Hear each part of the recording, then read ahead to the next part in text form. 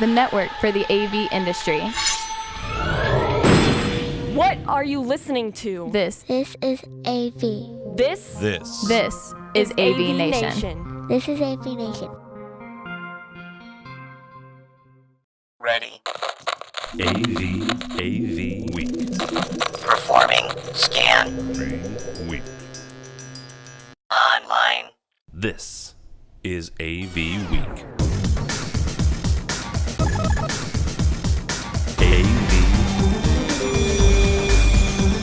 AV Week. This is AV Week, your weekly wrap-up of audiovisual news and information. My name is Tim Albright. I'm your host. With us this week is Mr. Phil Cordell. He is the Director of Engineering for M3. Holy cow. He's also known as Hi-Fi. How are you, sir? I'm doing great, Tim. Thanks for having me back. Absolutely. Also with us is Tom LeBlanc. Tom is the editor of everything that EH Publishing owns, with the exception of CE Pro. Thanks for having me, Tim. You're welcome, sir. Actually, he doesn't do CE Pro or Electronic House, but everything else is right. There's a great many things I don't do. Also, first timer, so be nice to her, gentlemen. Her name is Julie Rolls, and she is from PSA Security. How are you, ma'am? I'm doing well. Thanks for having me, Tim. Absolutely. Tom and I met Julie at the NSCA BLC, so I figured, what the heck? Let's get somebody on from PSA and learn something. So, first up, we're going to talk about some 4K stuff, just because it's 4K. This is from Tom's group over at Commercial Integrator. Connex Pro uses HDBaseT to extend 4K 230 some odd feet. Phil, first thing on this, I'm not going to ask the silly question, which is, do we really need 4K to go 230 feet? Well, yes, we do. We need 4K to go like 1,000 feet sometimes. But the first thing that I found interesting is they're taking HDBaseT, and they're, according to Connex, already pushing it to push 4K and to get it to over 100, over 50 feet. Is this something? I guess I should say it this way: did you expect, I guess, HDBaseT to be able to already do 4K, or is this something that you kind of felt was already in their bag of tricks? I assumed that it was on the horizon because it's just kind of the next evolutionary step in what we're doing. My question, I'm wondering if it's the Valence chipset that's prevalent in so much of our RxTX twisted pair stuff, Crestron, AMX, Extron. A lot of people are using that same chipset. And I'm wondering if they just found a way to tweak that chipset to carry the 4K, or if this is a completely new animal. So I'm actually looking forward to maybe playing with it when I get to InfoComm and checking it out and asking those questions. But yes, it's needed. It's going to be needed in the future. We still don't have a ton of fake 4K content, but we will, I hope, someday. Hey, remember that time we shot a 4K video, Tim? We shot a 4K video, actually, about 1 year ago. 1 year ago, and we'll shoot another one. And we're gonna do it again. And we're gonna do it again. Actually, Phil helped us out last year. He was the person responsible for the selfie, the AV selfie video and song. So we shot that in 4K because honestly, that's the displays that we were showing it on at InfoComm. So first world problems. First world problems, yeah. First world problems. So it was fun. So we're gonna do it again. If you're interested, there's a couple of different blogs that Chris Netto and some other folks have written. Basically, just take pictures and put a hashtag of AV selfie during the week. So, Tom, Phil brings up a good question of whether or not this is the same chipset that all the other HDBaseT stuff is done, and they're just tweaking it, or is this a whole new animal altogether? What do you think? I don't know. I don't know, Tim. I don't know. What I do know is that this is one of the early in an onslaught of sure to be many 4K PRs to go out as we lead up to InfoComm and after InfoComm. It's going to be so 4K heavy, and I think it's interesting that the conversation that sort of critiques the language in 4K PRs is starting to pick up, as we saw on an AV Nation broadcast earlier this week. Some conversations about Extron's true 4K specification, and I think it's just going to be interesting to kind of watch the banter leading up to InfoComm, and everybody kind of like self-critiquing all the 4K language around the product announcements. No, and that is interesting, and Tom, you're very kind. To specify exactly what he's talking about is we interviewed Casey Hall from Extron. He was very gracious to give us some of his time, and it was a very interesting conversation. We talked about their true 4K. We talked about the fact that they're not at InfoComm anymore. So the one thing here, and Phil, will bring it back to you on this one.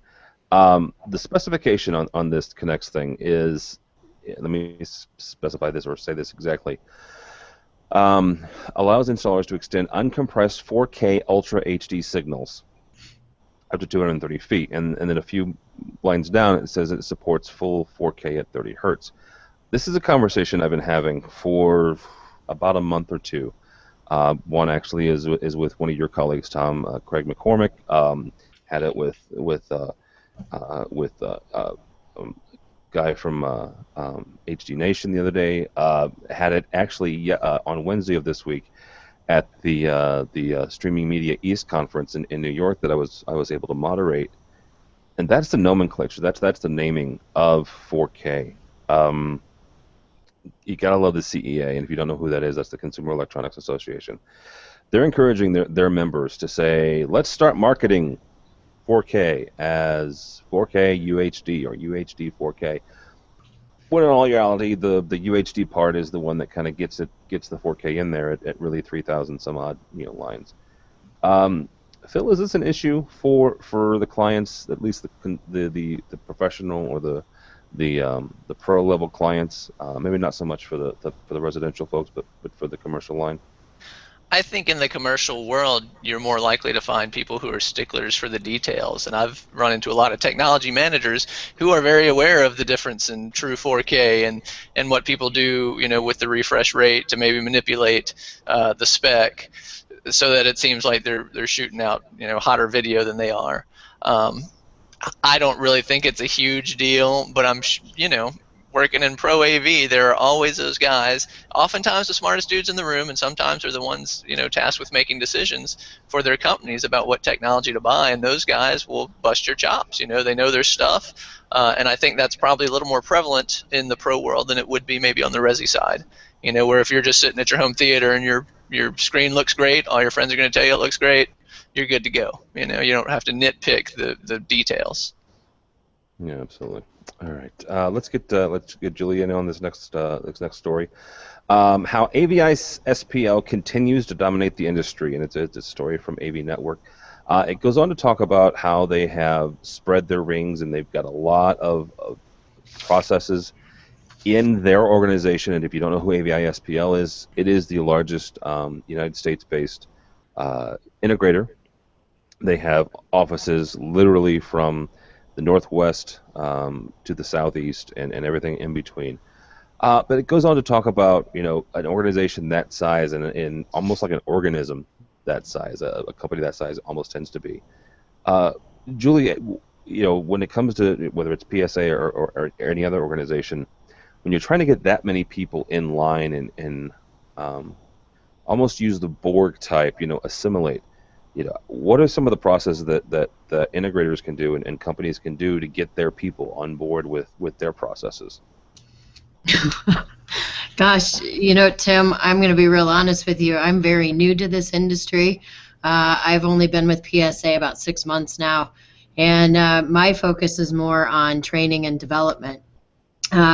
So as far as the integrator industry, I'm not as familiar in a lot of these processes as I came from the automotive and diesel industry. I'm still learning the loops as well, to be real honest with you. Well, and honestly, your education focus is why I wanted to ask you the question. Is that's one of the things that the article says that they do is they train their folks in these certain ways. So when it comes to training people and it comes to educating the folks down the line, how do you keep everybody on the same page, whether it's your class or your employees? Wow, I think to keep everybody on the same page today, it's communication, and technology is definitely driving that. I think that's something that certainly I don't think we're the only company, but there's that challenge of how do you get to a greater market and keep everybody on the same page and communicating. I would just have to say it's a big integration of both technology and maintaining a human touch. I think that's a huge key to it. With technology, I think that we get so used to it, we don't have that human touch, and to really get people on board and all on the same page, you've got to maintain that human touch. That's a very good answer. Mr. LeBlanc, a company of this size, you guys have covered them, your entire the entire length of commercial integrator. What are some of the positives of having a group this size, a company this size of AVI-SPL? Yeah, so I thought it was really interesting. In Lindsay's story, at the bottom, you see somebody posted a comment that was kind of like snarkily saying, dominate's a strong word, because she used the word dominate in her headline, but I think that is a pretty valid word to use to describe AVI-SPL's role in the industry. And it doesn't mean superiority, but they're obviously dominating the industry in a lot of ways. In one respect, their footprint is ginormous, and everywhere you go, you're in an AVI-SPL market. And one of the reasons that I think that they're kind of leading the industry in terms of at least presence is that they have really good infrastructure within their organization. So like the event that Lindsay's story is about is their annual sales summit thing that they do, which I've been to in the past. And when you go to something like that, that's when you really get, you really kind of walk away impressed with the way they do things down there. Like at one point, they'll bring the press into a room and they just kind of sit the press people on one side of the room. I mean, it could have been different this year for all I know. I wasn't there. But they sit the press people on one side of the room, and then they kind of line up a whole team of executives, each that has a very kind of specific area of the market that they're in charge of. And when you get a chance to ask those guys questions and watch them kind of like dive deeply into their respective parts of the business, you get a lot of respect for that organization and how well or how much they worry about the little things. And I think the big thing that comes out of that, from a reporter's perspective, is AVI-SPL is always a good company to ask questions about what's coming next, because they have the time to devote personnel to trying to figure that out and to researching it and kind of vetting it. So you never feel like when you're asking questions as a reporter to AVI-SPL, they're just kind of throwing stuff up against the wall. You kind of feel like they've also been talking about that stuff internally, largely because they have the infrastructure that allows them to spend time doing it. So AVI-SPL, they're a pretty impressive organization. You can say what you want about them, but they have a lot of very positive things going on for them. The other thing you have is they're a good company to ask those questions, because they're going to have had conversations with manufacturers who may or may not feel free to tell Tom LeBlanc, editor of Commercial Integrator magazine, or Craig McCormick or Lindsay Adler, what's coming down the pipeline. But they darn well better tell AVI-SPL what's coming down the pipeline. So as they're doing jobs and as they're doing designs, they know what's coming. So, they're also a good resource for a reporter to maybe pick up on one or two things that that maybe they probably wouldn't have gotten directly from the manufacturer. So yeah.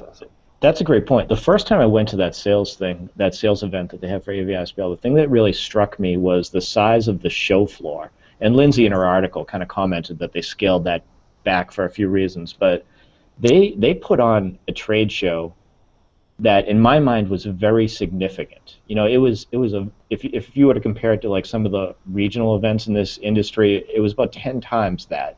Wow. And it really impressed me that an integration firm could warrant all these manufacturers deeming it so important to spend the time and money and resources to, all that it takes to plan a presence at a trade show just for one integrator. And it does take a lot of time to do that, so I think it's reflective of how important AVI-SPL is. Yeah, absolutely it does. All right, Phil, from the opposite side, what are some of the drawbacks of not necessarily, obviously your M3 is an integration firm, so there you can take it from that aspect, but from the industry aspect as well. What are some of the drawbacks of having a company this size, in our space? Well, I think whenever a company gets that large, it's important for them to have processes to help the work continue to move through.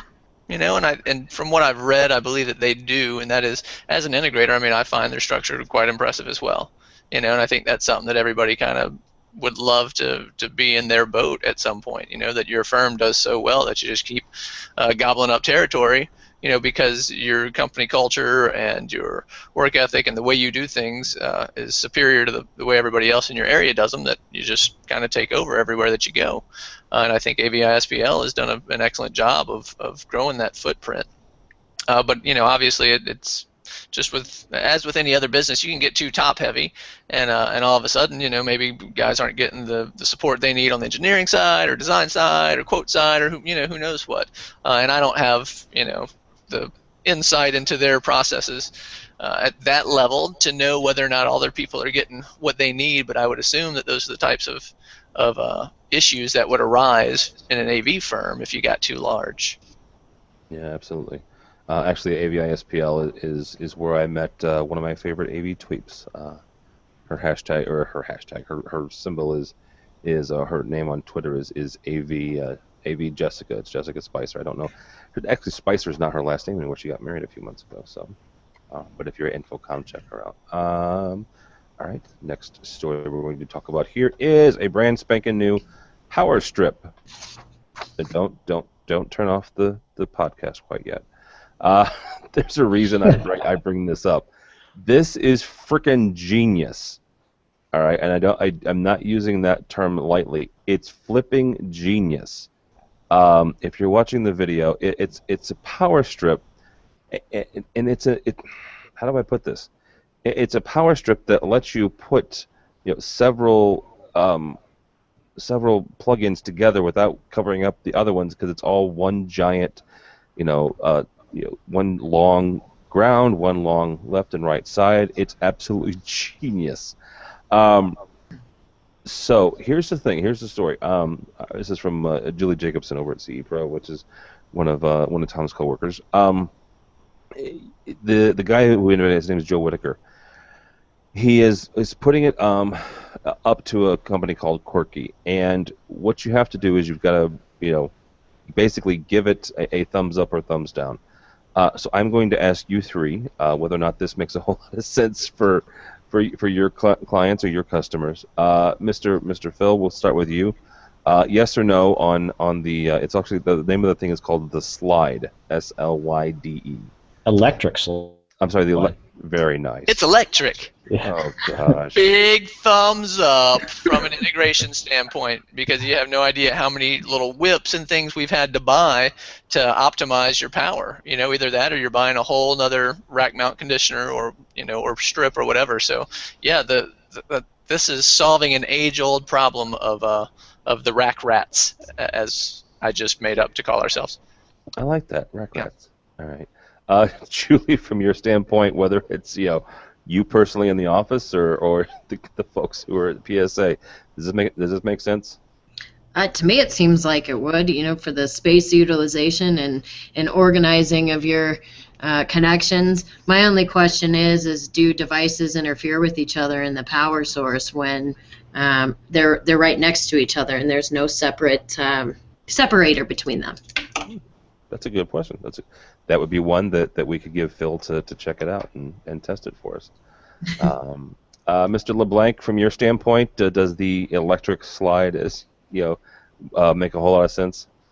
I guess if it works well. I just think it's funny.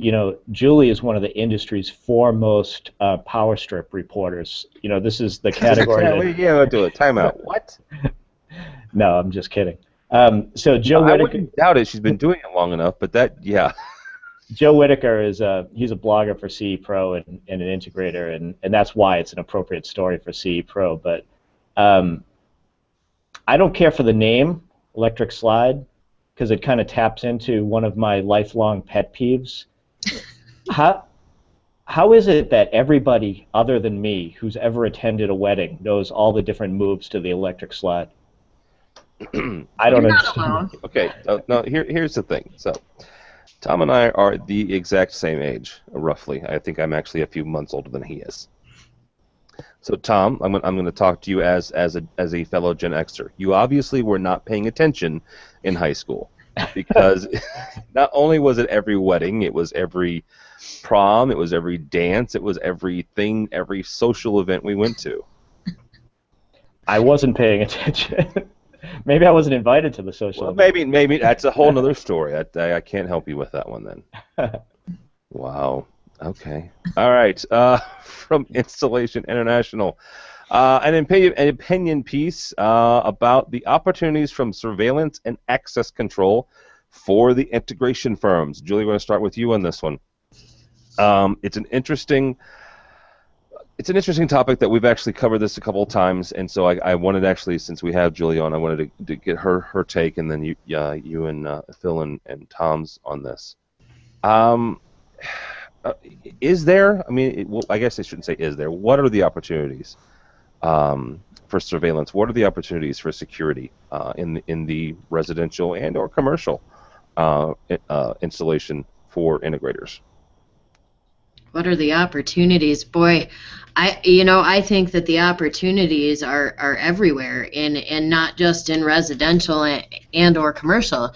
Every night I'm watching the news, and almost every night on the news I'm seeing, another police station or district that is now carrying cameras and another way of surveilling the public. And every time I see these news reports, I just think, wow, what an incredibly growing industry, and what great opportunities, regardless of whether you are commercial or residential. It's I know I've heard that we are on camera on average over 200 times a day, the average American, and I know that's only going to increase. So to me, that says good money for this market and great opportunities.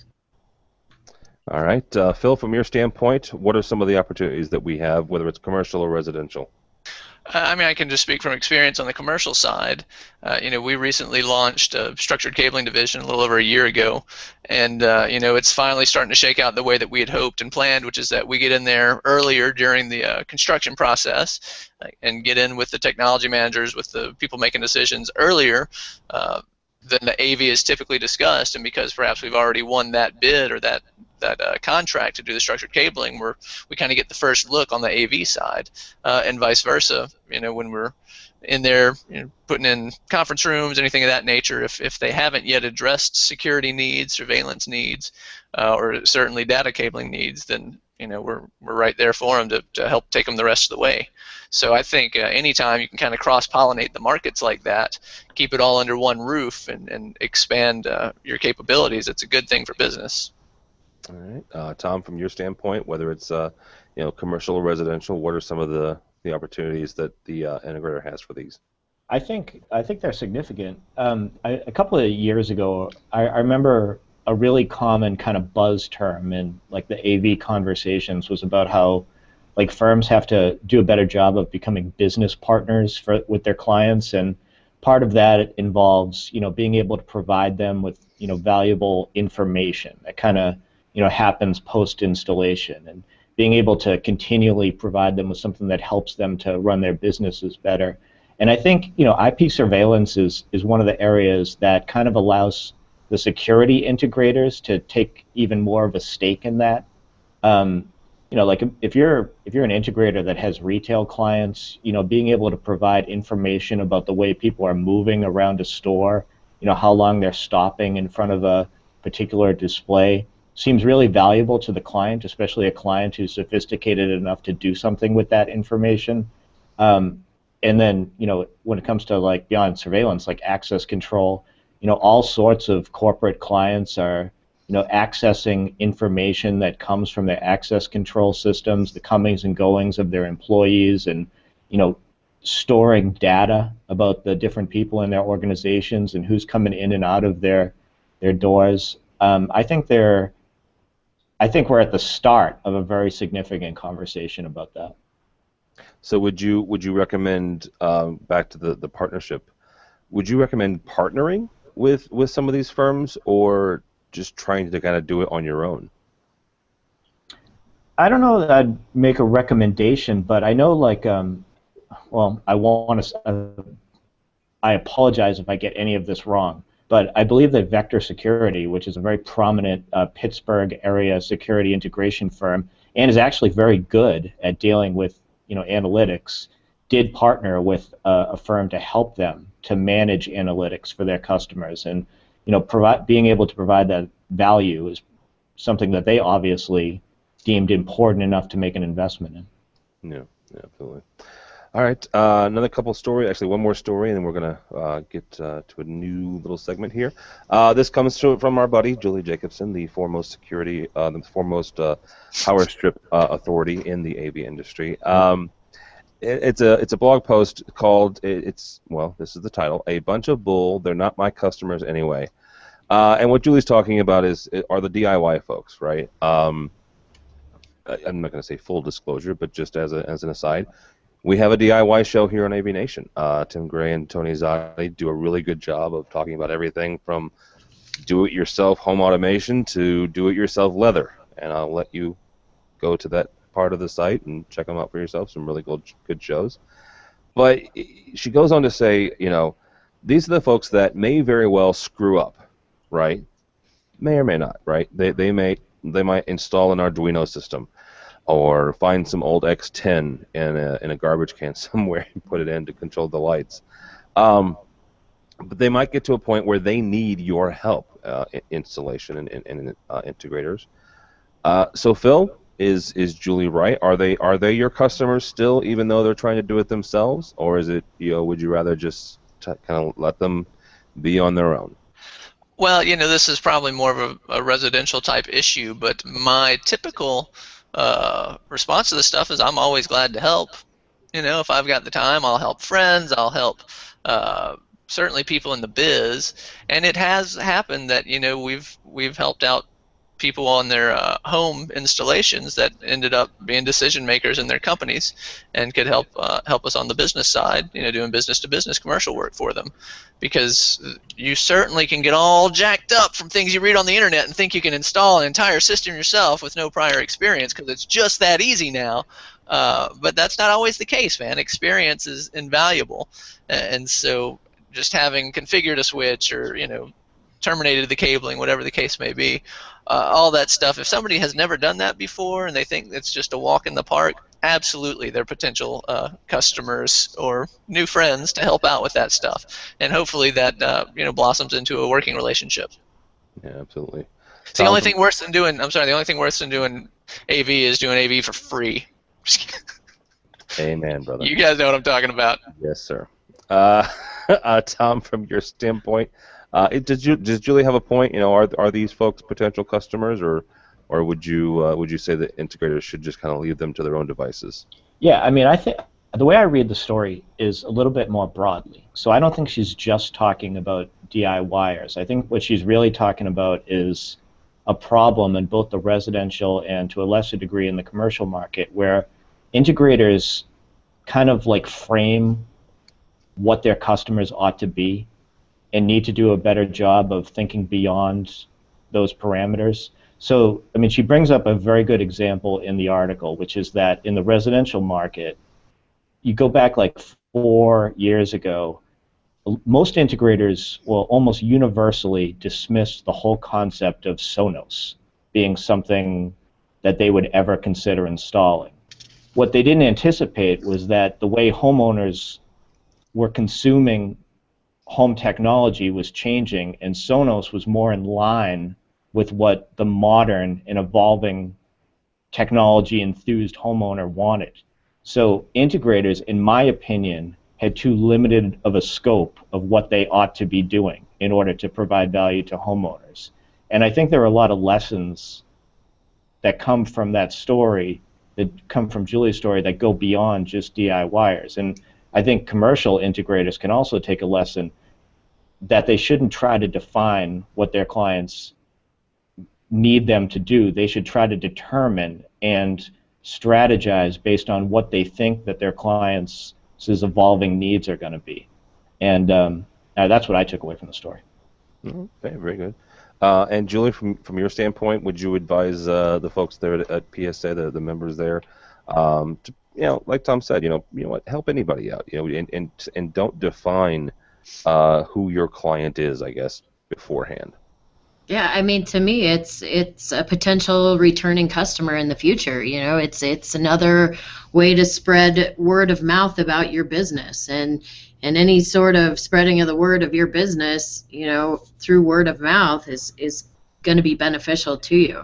I've heard the stat that for every good shopping experience, a customer may go tell 1 to 2 people. For a bad shopping experience, they're going to go tell a minimum of 8 to 10. So you're going to jump in and you're going to help somebody out who might be that DIY or went to Costco to get their system or wherever else. But to me, this is a potential opportunity to boost that word of mouth and good marketing and advertising for your company. Yeah, absolutely. All right, as we kind of wrap up here, this is a new segment that my buddy George Tucker has suggested we're going to do, and I liked it. He did it a couple weeks ago. So Mr. LeBlanc, editor of both Commercial Integrator and Tech Decisions, we're going to give you a few minutes to talk about what the community, what the folks at Commercial Integrator and Tech Decisions are talking about, sir. Okay.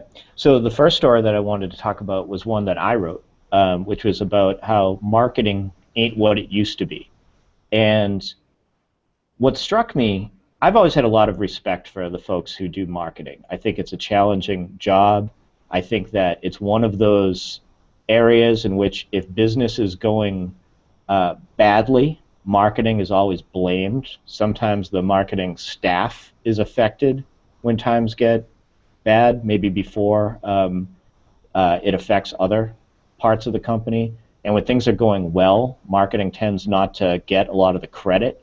So I have a lot of respect for the marketing folks in the industry, and I just think it was important to pay attention to how challenging and diverse what it means to be a marketing person in this industry has become.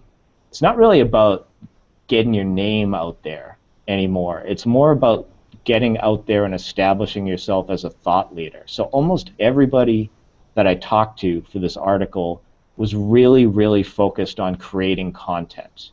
And it's not even so much about like advertorials or anything like that. It was more about like finding platforms to, establish yourself as a thought leader, writing smart columns, being a source in other people's articles, doing short videos, and then being really savvy with social media and with other types of outreach and being good at getting content out there. And to me, I think that position has changed a lot, and it's just worthy of paying a lot of attention to. But one anecdote from the story, which I thought was really interesting, one of the sources that I talked to, who we all know, John Green from Advanced AV, I was interviewing him, and I was trying to get at how he decided to create his Twitter persona, which if you follow him on Twitter, he's funny. It makes me laugh. But I think that companies often struggle with what they want to do on Twitter. And I asked a lot of questions to the different folks about their Twitter strategies. And I thought his point was really interesting. He was saying, there's no difference between me, making a little joke on Twitter than there is with me, in a sales role, being out on a golf course and telling a joke. And I thought, I really like that. I really like the way he sort of encapsulated, what you want to do with Twitter is you want to figure out who you are and what you're good at, and you want to project that. And you don't want to try to be something that you're not. So I like that story. I don't know. Is this also kind of a roundtable forum, Tim? Does anybody else have any comments on how the way companies are going to market has changed a lot over the last few years? You know, it's interesting that you say that, Tom. I'm currently working with a sales and marketing committee here at PSA, and we just had a big conference last week, PSA Tech, and one of the things was I had asked my marketing committee, sales and marketing committee, to be involved with the roundtables and acting as subject matter experts. You know, a lot of the integrators said, I don't feel that I'm the expert, and then I honestly don't feel very comfortable being put in that position. And I think a lot of it is due to so many of the changes in the industry and much of what you were talking to. Yeah, I can say at our firm we've hired somebody exclusively to do our marketing who's got an AV marketing background, because it's different than, you know, your typical marketing gig, I think. And it's important to understand, you know, how important it is to do the video, as you mentioned, in the case studies. You know, that's something that we really focus on, because if you're trying to sell a custom system, you know, you'd like to have other cool custom systems to point to and say, we can do this and more for you. And so that's, you know, maybe a little more outside of the box than your typical marketing folks who can just push the same product over and over and over. Almost everybody I talked to for the story was trying to put together some kind of an AV hip-hop video. Well, are they lucky? Send them up. So, Tim, I'm sure you want me to move along to the next story. So the next one was about, this was a profile that I really enjoyed writing. I think we called it something like the golden rules of business, how to have a good exit plan or something like that. I'm sure you'll see the headline on your screen. How to retire with almost no regrets. Right. So I write these profiles a lot, and this is one of my favorite ones that I ever got to write, because this guy had a good career. And when I say a good career, I mean, I have no idea how much money he made. What I mean is he just approached it in a very organic way. I'm trying to think of the right word, but he did everything the right way. He started his company after, you know, being in a role in which he had a lot of interaction with other integration firms, and he kind of took note of the things that they did right and a lot of the things that they did wrong, and he really tried to, you know, start a company doing things the way manufacturers and customers, the way everybody else would want a company to treat them. And things grew, you know, things happened to the company and regionally for the company. He had relationships that kind of led to it being successful. And in the end, you know, he stepped away into semi-retirement earlier this year. And when he was doing the interview with me, he talked about how he has one regret in terms of the way he ran his business. And the one regret was that he feels like he gave people too much leeway, or he gave them too much credit. In other words, he was too good to some employees who maybe were taking the slack and running with it a little bit too much, and, you know, he was giving them too much slack with which to hang themselves, essentially. And, you know, my comment to him was, if that's your one regret, that's not a regret. That's something that at the end of your career, you're going to feel pretty comfortable with the fact that you were willing to give people, you know, so much leeway to succeed or fail, and that you were so forgiving to your employees. This was a good story about a guy who did a good job running his company, and I really hope everybody reads this one. Yeah, and Mike, I met Mike for the first time at the NSCA BLC, and he's the new NSCA president. Great guy. He really is. So. Yeah. The next story, I'm sorry. Yeah, just if I could comment on that, I'll say I've read quite a few of the profiles as well, and this one, not to sound corny, but I mean, it was inspiring. You know, it was, because that's, as an integrator, that's the deal. That's what you want to do. You want to be able to roll with the punches, scale up for growth, find the right people, and create that culture that he so clearly had there, where people just love coming to work. And we've kind of got that here as well, where subs that work with us in different companies say it just feels different. You know, people like being here. So it was really great to read his experience in that, and to read how he, you know, kind of set it up to keep it going even after he stepped away. So great article. Thank you. I wanted to talk a little bit about a K-12 Tech Decisions article. And by the way, we're in the midst of a soft relaunch or refresh of the K through 12 Tech Decisions site. So we definitely do appreciate it if people check out the site and let us know if there are any hiccups or anything like that. We're in the soft launch phase, so please check it out. But anyways, it looks much different. Yeah, it's a lot different.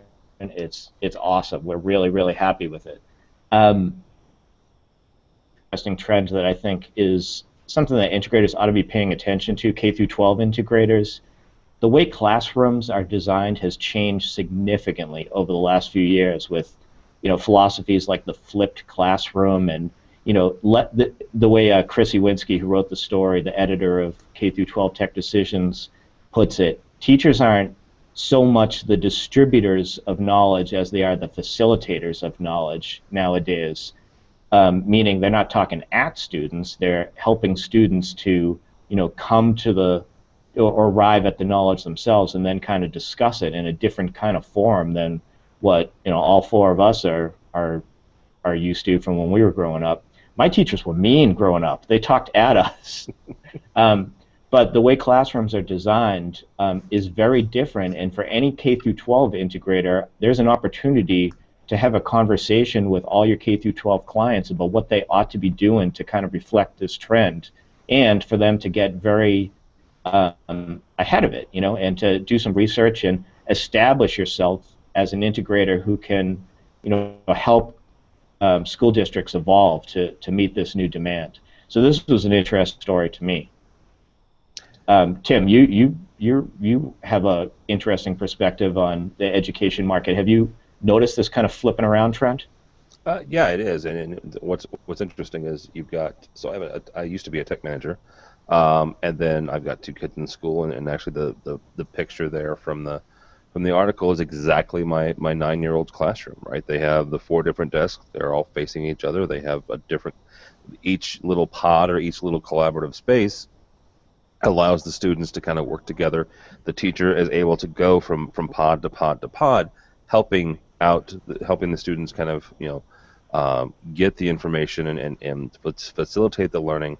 But they also have the technology portion, which is one central location for the teacher to do kind of a more established presentation.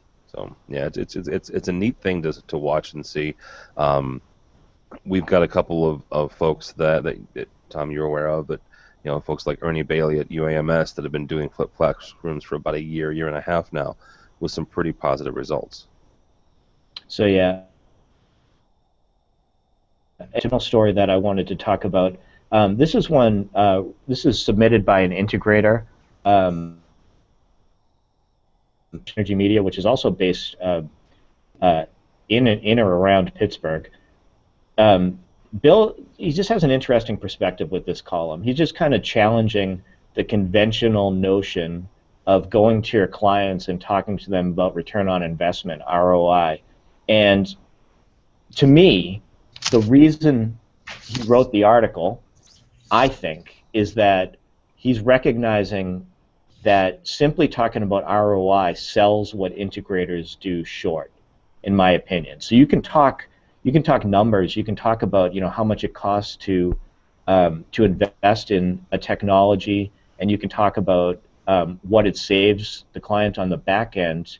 But by only doing that, integrators are leaving out a lot of other factors that provide a lot of value to their clients. So he brings up the example of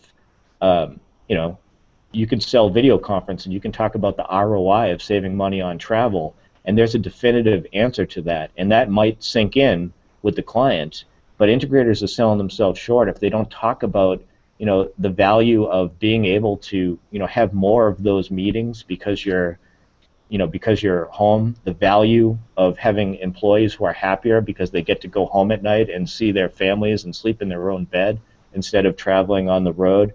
There's a lot of sort of intangible benefits to so much of the stuff that integrators do, and I just kind of like Bill's point of view, and I really recommend that article. Yeah, if we could put that in a presentation, and as you're presenting the integration plan, also put in there, yes, this costs $10,000, but you're going to be able to be home or whatever the intangibles are. So, Yeah, that is the tough part. yeah, it is. All right. One other last quick story. It's not really up for. You guys can comment on it if you want. But InfoComm this week, announced their award winners for 2015. We'll put a link on it. But a couple of notables, mainly people who have been on AV Nation. The rest of them are pretty cool too. But our buddy Paul Zealy, CTSD from AMX, is getting the Educator of the Year award.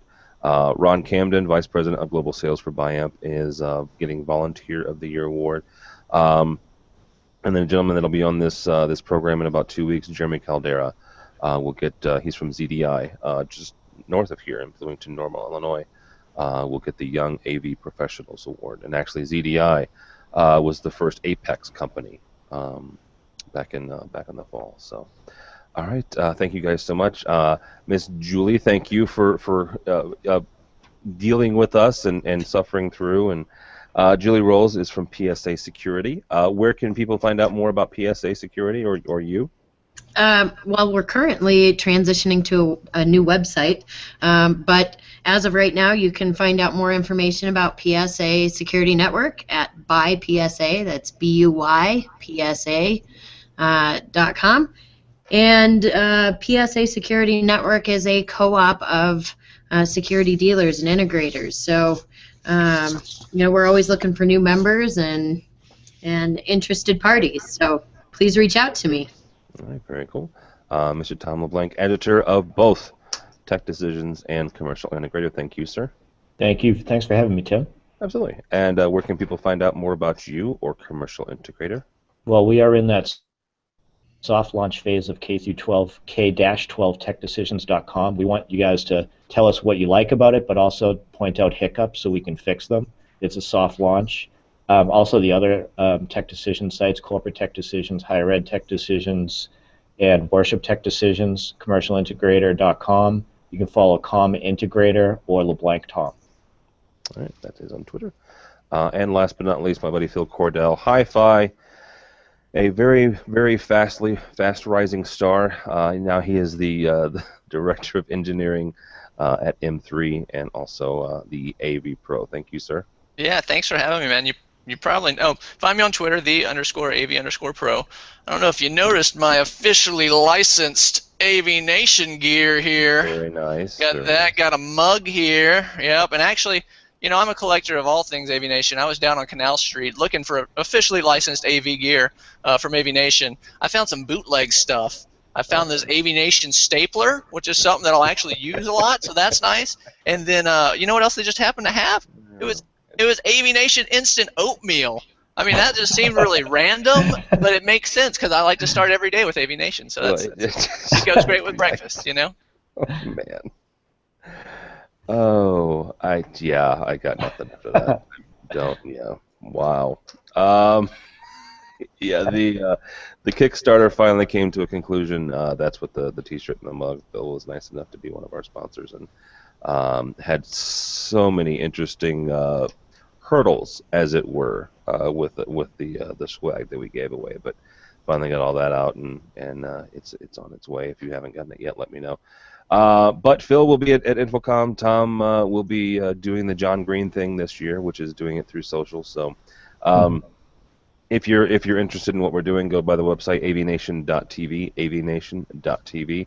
We are doing something kind of cool, kind of neat. We've got some underwriters who are coming up alongside us and helping us do certain things like the tweet up, like this, that, and the other. The tweet up will be Thursday, June 18th from 4 to 6 p.m. in room W223A at InfoComm. Our booth is 6667. Tom, do you know your booth number yet? I should have come prepared, Tim, but I did not. Research it while I'm talking for a second here, and I'll come back to you if you can. Okay. Our booth number is 6667. Both of those are in conjunction with Hall D. But we've got, I would like to thank our underwriters right now. We have HDBaseT, Draper, Vadio, and of course our buddies at Middle Atlantic. So if you think that we're cool, if you think that they should be doing that, well, I want you to thank those folks as well. And also my company, Innovad Innovations and Design, are doing so as well. So we'll be giving it more information about what that means to be an underwriter, what is all involved. But these are some folks that think that what we're doing here at AVNation is kind of neat and kind of cool, and they want us to keep doing it. So do you have it there yet, Mr. LeBlanc? No. If you kill 20 more seconds, Tim. 20 seconds, I can do that. All right, we've got some really cool programs coming up. I've done an awful lot of specials this month. One was with Stuart Wrench from IEG talking about a cool $1.8 million they got in round funding. Another one was with our buddy Jennifer Willard, founder of Women in AV Wave, so check that out. And also, Tom mentioned earlier, the Vice President of Marketing and Sales for Extron was Casey Hall. So all of those are on our website. Tom.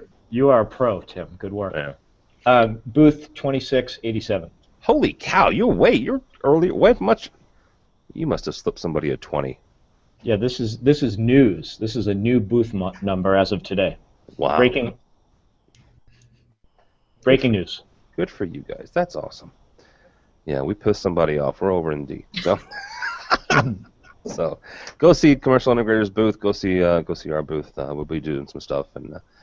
So, yeah. But go by the website, avnation.tv, avnation.tv. Thanks so much for listening. Thanks so much for watching. This has been AV Week.